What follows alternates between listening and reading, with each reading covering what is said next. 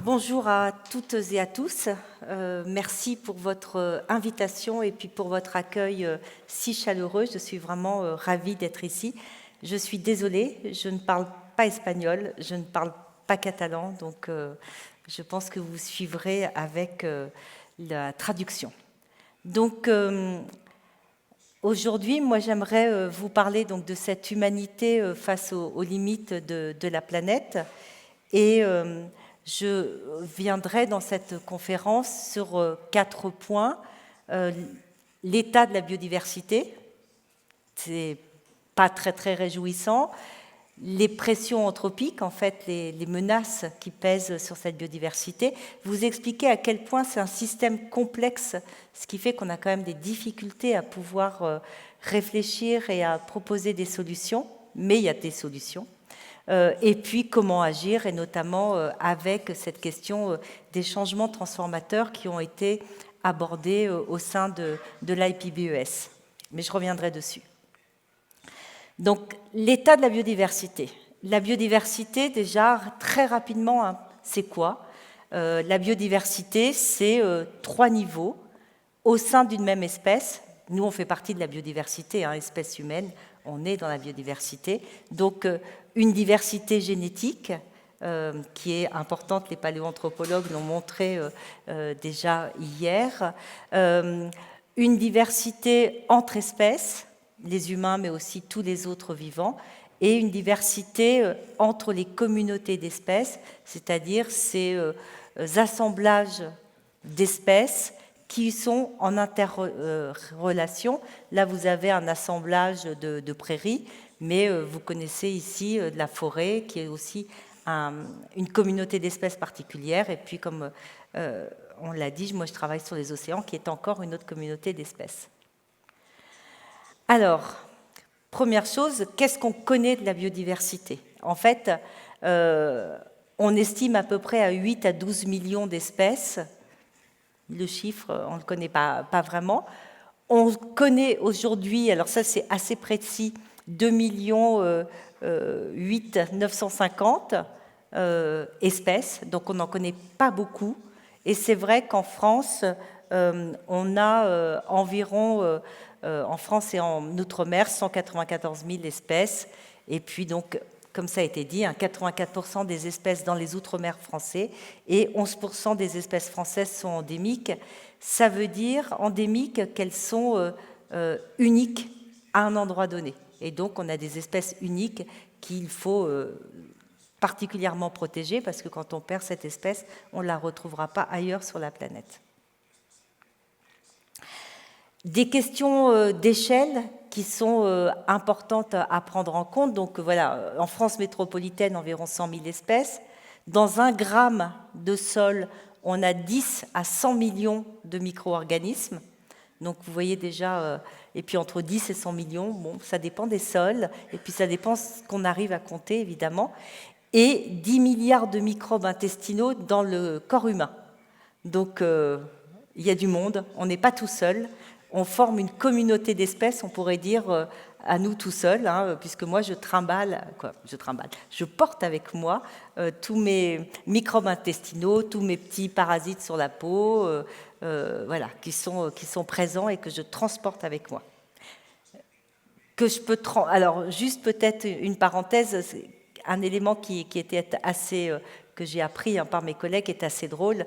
Il y a ce qu'on appelle les points noirs, le démodex, qu'on a sur notre visage. Et en fait, à partir de la génétique du démodex, on est capable de faire de la génétique de la population, puisque ça se transmet d'humain à humain quand on est très proche. Enfin, voilà, c'est absolument passionnant. À Paris, dans les caniveaux, un écosystème particulier, 4753 espèces et notamment des diatomées. Il y a un des collègues au muséum qui travaille sur cette question et qui a répertorié une biodiversité extrêmement riche, y compris dans les caniveaux de Paris. Alors, on va commencer à avoir des questions un petit peu plus difficiles. Il faut protéger les espèces, évidemment. Mais ce qui est très important, et j'ai un paléanthropologue en face de moi, c'est protéger la capacité d'évolution des espèces, ce qu'on appelle, avec un nom savant, l'évolvabilité, donc cette capacité d'évolution, peu importe le terme. C'est extrêmement important parce que voilà, on vient tous d'un ancêtre commun, et cet ancêtre il y a eu des évolutions successives jusqu'à arriver voilà, aux échinodermes ou alors aux araignées ou aux humains. Et donc, il faut garder cette capacité d'évolution parce qu'aujourd'hui, le climat change très vite, notamment, et donc il faut aussi que les espèces puissent continuer à évoluer. Et donc, c'est penser aussi à cette question-là. Et pour s'adapter, il faut plusieurs générations. Alors, quand on est tout petit, on change très vite. Hein. Les drosophiles, par exemple, ces petites mouches, c'est des générations très, très rapides. Mais plus on est gros, plus on va avoir des difficultés à s'adapter parce que les temps de génération sont beaucoup plus longs. Il faut connaître cette biodiversité. Alors, on la connaît par plusieurs possibilités. Hein. L'observation avec des spécialistes qui sont spécialistes de tel taxon, de telle espèce, et aussi, je ne sais pas si ça se pratique en Andorre, mais les sciences, ce qu'on appelle les sciences participatives, où on invite la population à photographier les pollinisateurs, par exemple. Il y a des programmes au Muséum de sciences participatives à photographier les papillons, à photographier les oiseaux, et qui permettent de donner beaucoup de ce qu'on appelle aujourd'hui les data, beaucoup de données aux scientifiques qui leur permettent vraiment de comprendre les évolutions, soit comment les papillons et les insectes se répartissent, soit comment ils se diminuent. Bon, évidemment, les pièges photographiques, les vidéos. On travaille aussi aujourd'hui j'ai des collègues qui travaillent sur l'écoacoustique. C'est comment, à partir des sons, on est capable d'identifier la diversité d'un écosystème.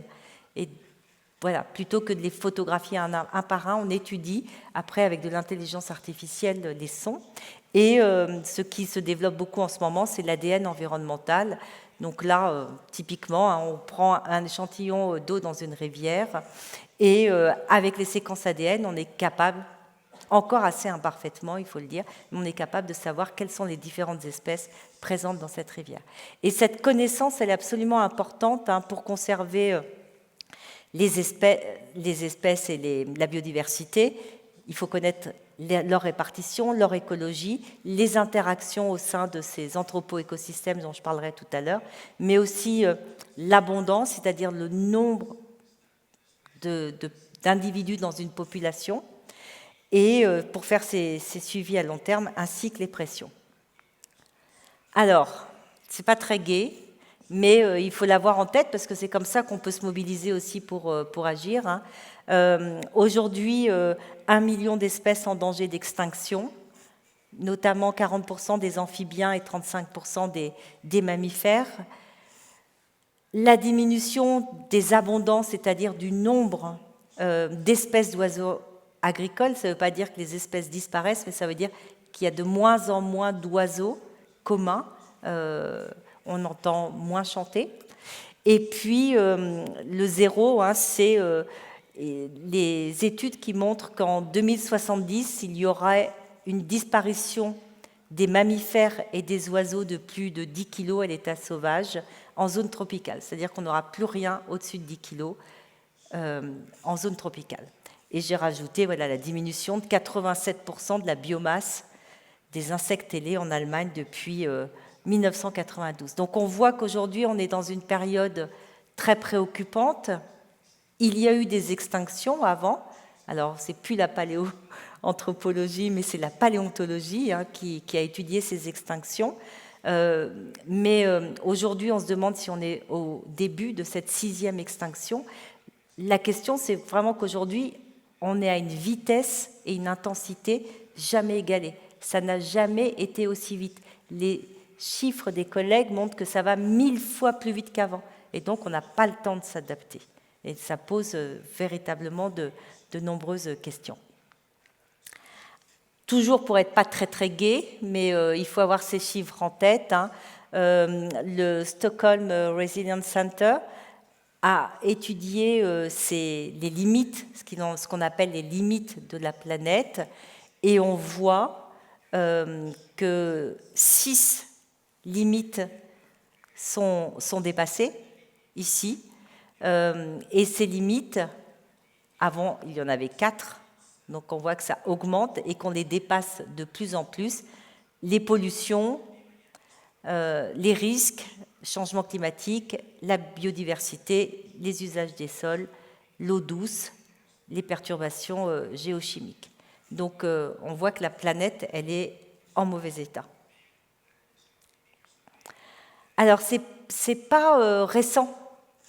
Là je vous ai mis parce que c'est une femme déjà, et donc c'est bien, une chercheuse, donc Rachel Carlson, qui la première, en 1962, a écrit ce livre, Le printemps silencieux, Silent Spring, et qui montrait les effets des pesticides sur les populations d'oiseaux, et qui montrait que les populations d'oiseaux étaient en train de diminuer. Ça, c'est le muséum, un professeur du muséum, Jean Dorst, qui a écrit « Avant que nature meure ». Son collègue Robert Barbeau a fait une préface « Pour que nature vive », pour que ça ne soit pas uniquement négatif. Donc voilà, depuis 1960, on alerte sur cette érosion de la biodiversité. Certains d'entre vous connaissent peut-être ce qu'on appelle le rapport Meadows, les limites de la croissance, donc qui alertait déjà de tous les changements globaux et des difficultés vers lesquelles on avait. Et pourtant, donc ça fait plus de 50 ans, hein, on n'a toujours pas transformé nos activités. Aujourd'hui, vous devez connaître le GIEC, donc les rapports du GIEC, hein, qui sont les rapports du groupe intergouvernemental sur le climat.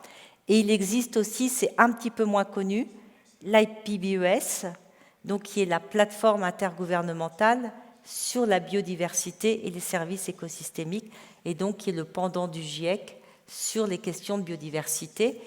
Et le GIEC, vous connaissez les scénarios qui sont des scénarios d'augmentation de la température assez catastrophiques. Et non, c'est pas ça, pardon. Et l'IPBES montre aussi cette érosion de la biodiversité et qui affecte les populations humaines. C'est pas juste la biodiversité pour la biodiversité, ça affecte grandement les populations humaines. Si les scientifiques ont alerté depuis très longtemps sur cette question d'érosion de la biodiversité, aujourd'hui, d'autres acteurs s'interrogent. Là, ici, pardon, je vais y arriver. Ici, ce sont les assureurs. Avec les catastrophes climatiques, les assureurs, il faut financer de plus en plus de catastrophes, réparer de plus en plus de dégâts, donc ils s'alertent. Là, il y a écrit « La hausse des températures pourrait être responsable de la pire crise financière mondiale ». Les financiers aussi commencent à s'interroger sur ce monde dans lequel on va vivre. Et d'autres aussi s'interrogent, notamment les questions de santé. La santé humaine est la première raison qui doit nous pousser à agir sur le plan climatique. Et vous avez en bas, selon les revues de recherche biomédicale, le climat et la crise de la biodiversité sont les plus grandes menaces pour la santé humaine. Donc on voit, ce n'est pas juste pour la biodiversité, ce n'est pas juste sauver des ours blancs ou des loups, hein, c'est aussi nous sauver nous-mêmes. Donc c'est pour ça que c'est important à prendre en compte. Alors, pourquoi une érosion de la biodiversité? Assez rapidement. En fait, l'IPBES, donc le GIEC de la biodiversité, a montré qu'il y avait 5 grandes menaces. La première, le changement d'usage des terres et de la mer, ce qu'on appelle l'artificialisation des sols. La seconde, la surexploitation. La troisième, le changement climatique. Les espèces ne parviennent plus à s'adapter suffisamment facilement. La quatrième, les pollutions. Et la cinquième, ce qu'on appelle les espèces exotiques envahissantes. Je ne vais pas tout lire, mais là, le texte que vous avez, que je n'ai pas traduit, que j'aurais dû traduire, là je me rends compte, toutes mes excuses, j'ai pas eu le temps. C'est un texte du gouvernement français et qui dit que sur la décennie précédente, 24 000 hectares d'espaces naturels, agricoles et forestiers ont été consommés chaque année en moyenne en France, soit près de 5 terrains de football par heure. Donc on a une consommation, une artificialisation des sols de plus en plus importante, des sols et des milieux marins. Et donc les conséquences, évidemment, elles sont écologiques. Il y a moins de place pour la biodiversité. Il y a tous les problèmes de ruissellement des eaux, mais c'est aussi des problèmes socio-économiques, avec les augmentations de temps de déplacement, la facture énergétique des ménages, la diminution du potentiel agricole. Donc on voit que ça touche aussi les humains. Voilà, d'autres manières de le dire, c'est une diminution des surfaces agricoles disponibles, le perte de la biodiversité, le cycle de l'eau et la création de ces îlots de chaleur en ville. Bon, surexploitation, la photo dit toute seule, voilà, c'est surexploitation, notamment au niveau de la pêche. 34% des populations marines mondiales sont exploitées à un niveau biologiquement non durable.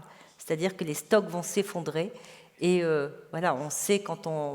Bon, moi, j'ai travaillé beaucoup avec les pêcheurs. Il faut aller de plus en plus loin, avec de plus en plus de techniques, et on prend des poissons de plus en plus petits.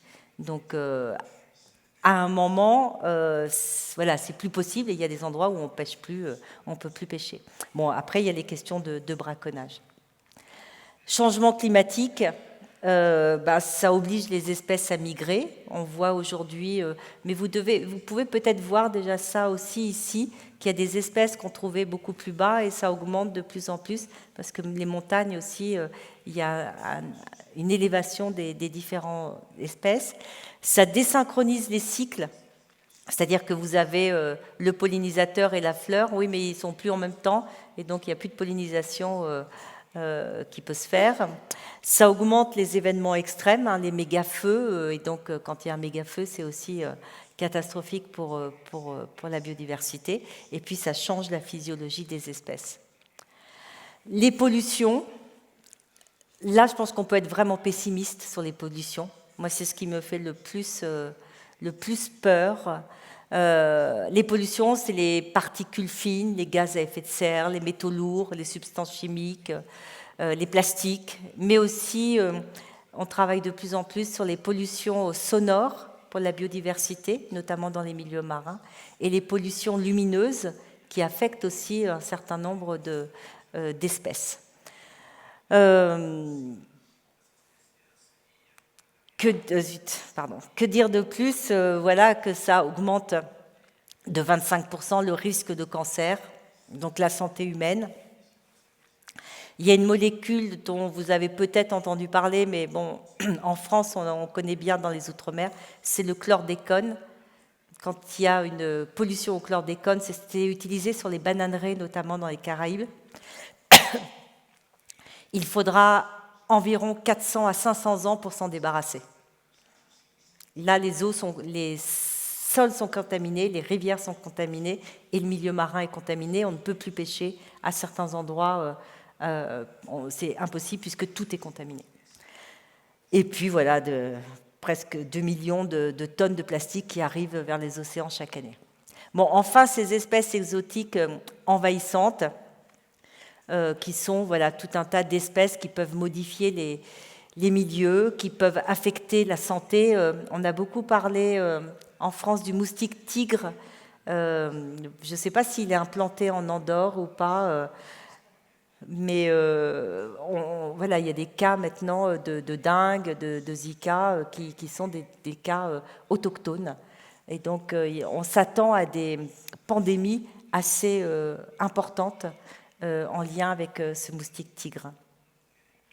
Et puis c'est un coût économique, hein, parce que c'est à peu près 12,5 milliards d'euros par an en Europe. Donc on voit aussi que ça affecte l'économie. Alors, un système complexe, c'est en fait par rapport au climat, où c'est un système qui est régulé par des lois physiques, pour la biodiversité, c'est plus compliqué parce qu'on est dans ce qu'on appelle des socio-écosystèmes. C'est-à-dire que les sociétés ont des effets sur les écosystèmes et que les écosystèmes ont des effets sur les sociétés. Et donc, quand la société change, elle va avoir des effets différents sur l'écosystème, et quand l'écosystème change, etc. Donc, il y a une grande économiste qui a reçu le prix Nobel, Elinor Ostrom, qui a dit que ce socio-écosystème, il était composé d'un système écologique, un système économique, un système politique et un système socio-anthropologique, on peut dire système culturel. Et donc, tout ça interagit en même temps et donc produit ce socio-écosystème. Et les humains et les non-humains ont des propriétés adaptatives, ils évoluent.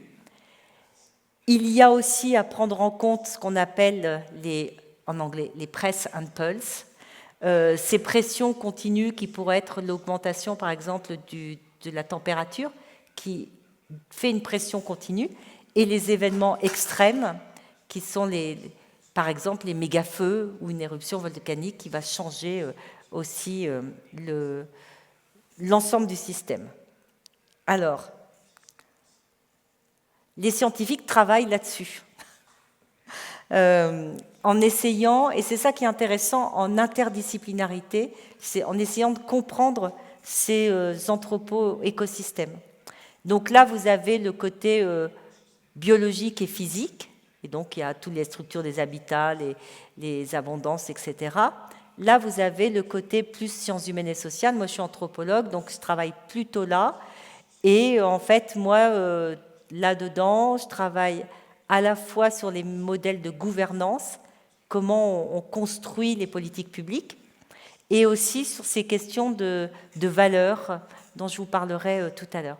Et en fait, c'est une petite partie qui rentre dans cet énorme ensemble, et la compréhension de cet ensemble est assez complexe, mais on arrive à faire des choses intéressantes.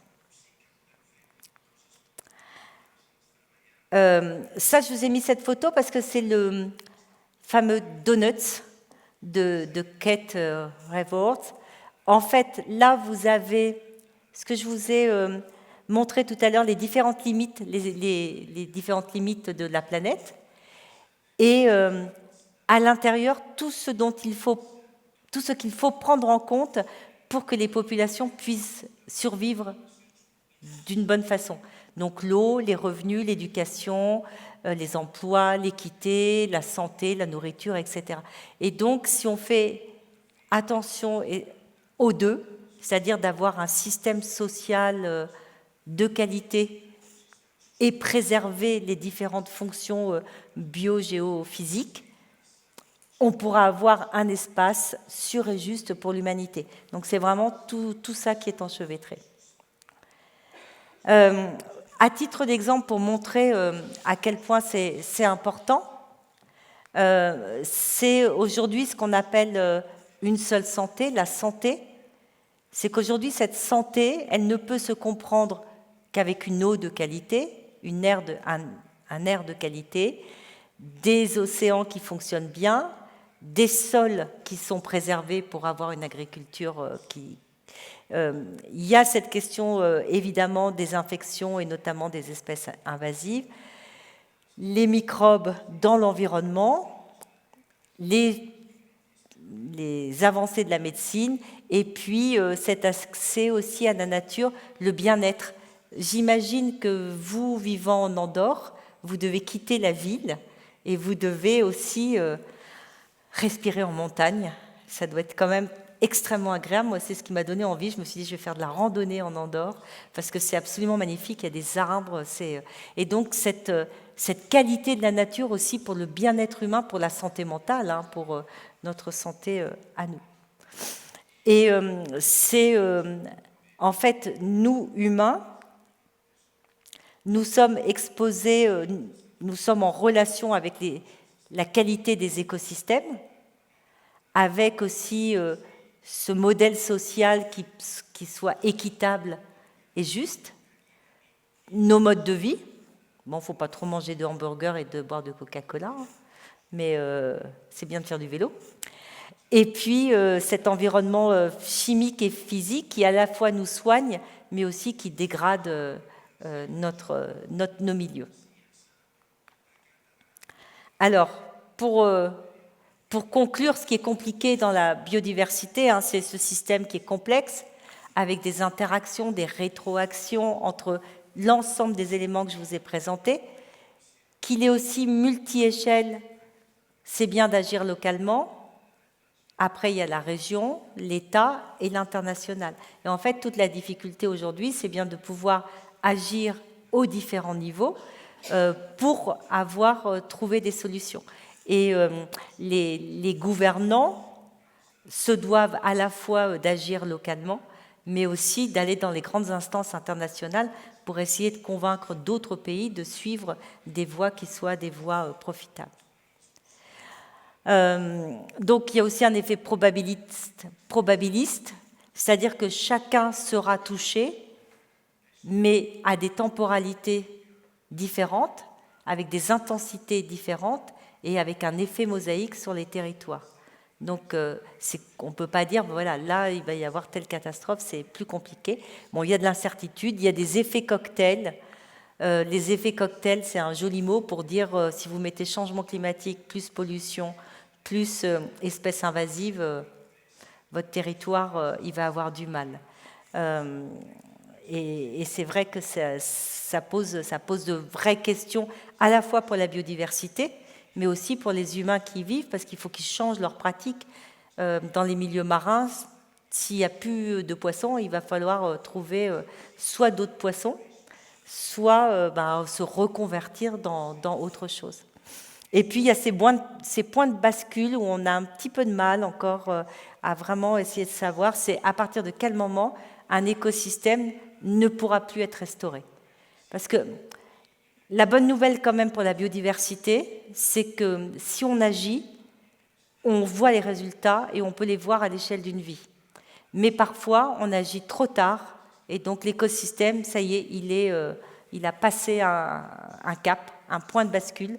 Et c'est les questions qu'on se pose pour le désert, par exemple. Une fois que c'est passé, revenir en arrière, c'est très difficile. Alors, juste, je voulais vous parler de ça qui est plus dans mon domaine d'anthropologie. J'ai mis ici une photo d'un pare-brise. Ceux qui sont âgés, comme moi, se souviennent que quand on voyageait avec ses parents dans la vieille voiture, sans ceinture de sécurité, avec mon père qui fumait dans la voiture, on était 4 enfants. Le plus petit était devant, sur les genoux de ma mère. C'est quand même plus prudent. On s'arrêtait nettoyer son pare-brise parce qu'il y avait plein d'insectes. Aujourd'hui, on peut traverser la France sans avoir à nettoyer sa voiture. Et en fait, c'est ce qu'on appelle l'amnésie environnementale. On a du mal à se souvenir de l'état de la biodiversité il y a quelques années, ou il y a plusieurs dizaines d'années, et on considère, surtout les jeunes générations, considèrent leur milieu comme étant un milieu de qualité normale. Sauf qu'à chaque fois, ce milieu se dégrade et on prend comme état de référence un milieu dégradé. Un autre exemple, c'est quand on regarde les photos, alors moi qui connais mieux le milieu marin, les photos des pêcheurs qui posaient, vous savez, avec le poisson, le gros poisson de 10 kilos, sacrée prise. Aujourd'hui, quand on en pêche 1 de 3 kilos, on est content. Et on a du mal à se projeter qu'il existait des poissons de 10 kilos. Donc ça, c'est quelque chose qu'on prend en compte. Et aussi, alors moi c'est ce qui m'intéresse particulièrement, hein, c'est toutes ces relations au monde. Donc évidemment, dans notre monde occidental européen, on est dans un système d'expansion et d'accumulation. Et donc jusqu'où on doit aller, c'est quand même une vraie question. Est-ce qu'il ne faut pas revoir ce modèle? On peut aussi, pour certains, avoir tendance à ce que François Hartog a nommé illimitisme, c'est-à-dire penser que only the sky is the limit, il n'y a pas de limite en fait. Et ça nous fait dégrader notre environnement, hein, de penser qu'il n'y a pas de limite. Et ça nous fait aussi penser que l'esprit humain, qui est très intelligent, hein, certes, mais trouvera des solutions techniques. Et ce qu'on appelle le technosolutionnisme. Et on va ensemencer les nuages pour le changement climatique, pour la biodiversité. Finalement, ce n'est pas très grave de ne plus avoir d'insectes. On mettra des drones, des micro-drones qui polliniseront les plantes. Mais ça, ce n'est pas des solutions, c'est juste une manière de penser le monde qui, pour moi, n'a pas de sens. Le présentisme aussi, c'est toujours François Hartog qui... Et c'est ce rapport au temps. En fait, on est dans le temps présent, dans l'instant présent. Et il a tout son ouvrage, hein, traite du rapport au temps et comment on a du mal à dépasser aujourd'hui notre temps présent pour se projeter vers des futurs et se projeter vers des futurs et les penser ces futurs, les penser ensemble. Et enfin, alors ça c'est très anthropologue, hein, ce qu'on appelle l'anthropocentrisme, c'est la manière dont on se considère au-dessus du vivant. L'homme, il est ici, et puis tout le reste est à notre service. Et alors c'est un anthropologue célèbre, hein, Philippe Descola, célèbre en France, Philippe Descola qui a théorisé que notre société, on est dans une société donc anthropocentrée, société naturaliste, et qu'il existe d'autres modèles à travers le monde. Il y a des modèles totémiques, animistes, qui ne sont pas les mêmes modèles. Et sans devenir animiste comme les Indiens d'Amazonie, on pourrait peut-être se penser en relation avec le vivant de manière quand même plus intéressante. Alors, comment agir? C'est pas simple, mais on peut agir. Et il faut agir. Alors, un schéma compliqué encore, mais je vais essayer de vous le décortiquer un petit peu. C'est le schéma de l'IPBES, donc la plateforme pour la biodiversité, où beaucoup de scientifiques réfléchissent et font des propositions. Et ce qui est intéressant dans ce schéma, c'est qu'en fait, ils essayent de réfléchir aux différents leviers, les leviers possibles pour, vous voyez ici, c'est les 5 menaces. L'artificialisation des sols, la surexploitation, le changement climatique, la pollution, les espèces envahissantes. Et donc, qu'est-ce qu'on peut faire pour réduire ces menaces? Il y a évidemment tout un tas d'interventions qui sont plus politiques et de gouvernance, des gouvernances à ces différents niveaux, à ces différentes échelles, avec le renforcement des capacités des populations aussi à participer, hein, puisque aujourd'hui c'est plutôt l'inclusion, cette coopération intersectorielle. Alors les politiques connaissent ça, comment on fait travailler l'agriculture, la biodiversité, l'éducation ensemble, au lieu que d'être chacun dans son secteur. Le droit de l'environnement et son application, avoir un droit qui soit réellement appliqué. Et puis là, je vais revenir plutôt sur ces points d'appui qui me semblent vraiment intéressants. Alors là, oui, juste pour dire, voilà, il y a aussi des facteurs indirects, mais on est tous acteurs, en fait, les politiques, à leurs différentes échelles, les entreprises. Hier, j'ai été, parce que c'est ma série de conférences, je faisais une conférence auprès des assureurs, des grands assureurs français. Alors, quand j'ai dit à mes collègues que je vais voir des assureurs, ils me disent, mais des assureurs avec la biodiversité, oui, mais ils peuvent aussi agir, ils peuvent aussi, parce que tout le monde est assuré, et ils peuvent aussi assurer des changements de pratiques.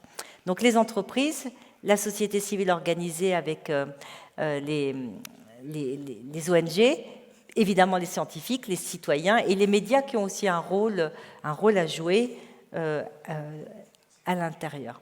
Alors, je ne vais pas tout détailler là de ces points d'appui, mais il y a des choses qui me semblent vraiment extrêmement importantes. Le plus important, vous voyez en bas, c'est la promotion de l'éducation et le partage des connaissances. Et ça, vraiment, l'éducation, éduquer, comprendre le monde dans lequel on vit, le comprendre, mais aussi, je dirais, y être sensible. On peut faire aussi de l'éducation de sensible, de apprendre la beauté des choses. C'est aussi de l'éducation artistique, et on peut le faire en plein air.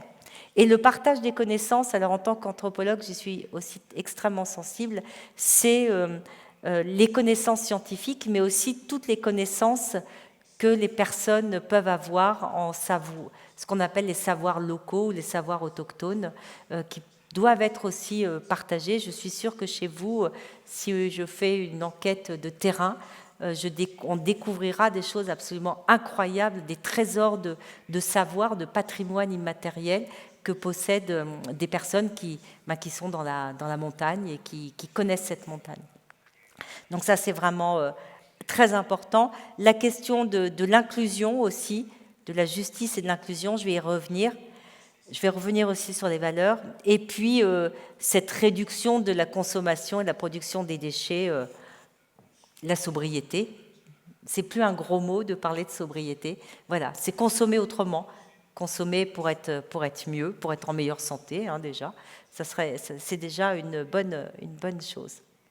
Alors bon, là, je vais passer assez vite, mais il existe des solutions fondées sur la nature et pas uniquement des solutions techno-solutionnistes. Mais quelque chose qui est vraiment important à prendre en compte, c'est, et au muséum, j'ai eu la chance de pouvoir diriger un petit ouvrage, un manifeste du muséum sur cette justice environnementale. C'est cette question des inégalités environnementales qui sont liées aux revenus, au genre, à l'âge, aux appartenances culturelles, des inégalités sur les impacts subis. C'est quand même les plus faibles qui subissent les plus gros impacts. Alors pour le climat, ça a été bien montré. Ceux qui produisent le moins de gaz à effet de serre sont ceux qui subissent le plus de conséquences de ces gaz à effet de serre. Et ce qu'il y a de vraiment très inquiétant, c'est que plus on a une dégradation de l'environnement, plus les inégalités se creusent. Plus l'environnement se dégrade, plus les plus pauvres seront encore plus pauvres et subiront encore davantage. Faire aussi attention aux politiques, aux remédiations, mais aux politiques liées aux changements environnementaux qui peuvent aggraver les inégalités. Donc pensez toujours, en France on a eu, alors je critique, mais la taxe carbone qui n'a pas forcément été suffisamment bien pensée pour prendre en compte ces inégalités environnementales envers des personnes qui étaient obligées de se déplacer. Et puis, dans la justice environnementale, il y a les autres vivants aussi à qui il faut faire une place. Donc, pour réduire ces inégalités, évidemment, la redistribution financière, mais ce n'est pas forcément celle qui est la plus importante. Elle est importante, mais il y a autre chose. La reconnaissance, reconnaître les personnes dans leur diversité, c'est aussi quelque chose d'important. Et puis, cette participation, moi j'ai beaucoup travaillé sur la gouvernance. Alors, très longtemps à un milieu local, maintenant on sait à peu près faire pour associer dans la gestion d'une aire protégée, par exemple, les populations locales. Aujourd'hui, moi je travaille à un niveau, on va dire, international. C'est aussi comment on fait travailler les différents États et les différents groupes sociaux dans ces États sur cette question de l'environnement. Et là, ça va être une des questions débattues, notamment à la COP 16, donc qui est la COP de la biodiversité qui se tient en octobre en Colombie. Alors la justice environnementale, hein, c'est aussi la place pour les autres êtres vivants, il faut aussi leur faire de leur place, c'est partager notre planète avec les autres vivants. Alors, là, pour ceux qui comprennent le français, moi j'aime bien ce petit dessin. Donc c'est le petit enfant qui demande « Maman, à quoi ça sert la nature ?» Et la maman qui répond « À rien mon chéri, tout comme toi ». Et donc, voilà, c'est important parce qu'il y a aussi, et moi je travaille beaucoup là-dessus, hein, sur cette appartenance au vivant. En tant qu'être humain, on appartient au vivant. Et cette fragilité du vivant, et puis le fait que les humains il y a une finitude des humains. Et donc, c'est travailler sur les valeurs de la biodiversité, c'est considérer la biodiversité. Alors, on parle de valeurs instrumentales. Ça veut dire la biodiversité comme une ressource pour les humains. Bon, évidemment, on va continuer à se nourrir hein, de plantes, de végétaux, éventuellement pour ceux qui continuent d'animaux, mais voilà. Et puis, voilà, le bois nous sert à construire nos maisons, etc. Mais il y a aussi ce qui est très important et ce qu'on essaye de développer, et ce que j'ai essayé de développer dans des recherches que j'ai menées, c'est cette valeur relationnelle. Ça veut dire que la nature, c'est aussi complètement intégré à notre culture et à notre sensibilité. Je ne sais pas, vous êtes d'Andorre, imaginez les montagnes autour de vous sans arbres, plus rien, que des cailloux. J'imagine que ça vous ferait quand même quelque chose. Et on en parlait, alors moi je connais pas Andorre, mais j'imagine que vous avez des écrivains qui ont parlé de la beauté de cette nature autour de vous, que vous avez des peintres qui l'ont célébrée, que vous avez des mots particuliers pour désigner cette forêt et cet environnement. Et donc, quand on perd aussi de la biodiversité et la qualité de son milieu, on perd aussi toute une partie du patrimoine culturel. J'ai travaillé aussi avec l'UICN et il y avait une partie, quand on remplissait, c'était sur les listes vertes pour les aires protégées. Bon, je vais un peu loin, je m'égare, mais il y avait toute une partie aussi, ce que ces espaces, ces aires protégées, comment elles participaient à la culture. Et pour les remplir, j'avais travaillé notamment avec les gestionnaires du parc naturel de la Côte Bleue, en Méditerranée.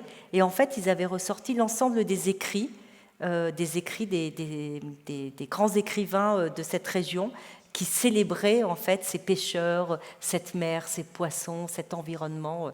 Et c'est extrêmement important. Et enfin, cette valeur intrinsèque, la nature pour elle-même, en dehors de nous, elle a le droit d'exister aussi.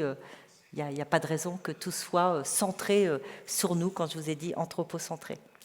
Et donc, pour terminer, ça c'est pour les paléanthropologues, les préhistoriens et les archéologues.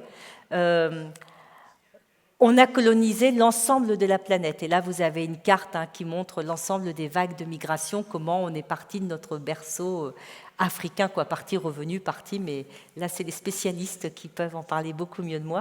Et comment on a colonisé l'ensemble de la planète, y compris des espaces, alors que moi que je connais bien, qui sont en Polynésie française ici, mais on a vraiment colonisé. Et on a colonisé grâce à notre inventivité technique, évidemment, mais aussi parce que nos organisations sociales nous ont permis de coloniser cette terre.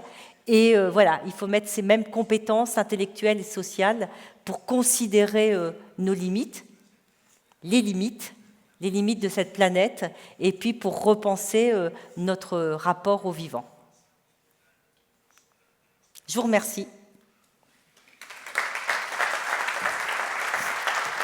Je ne sais pas combien de temps, mais...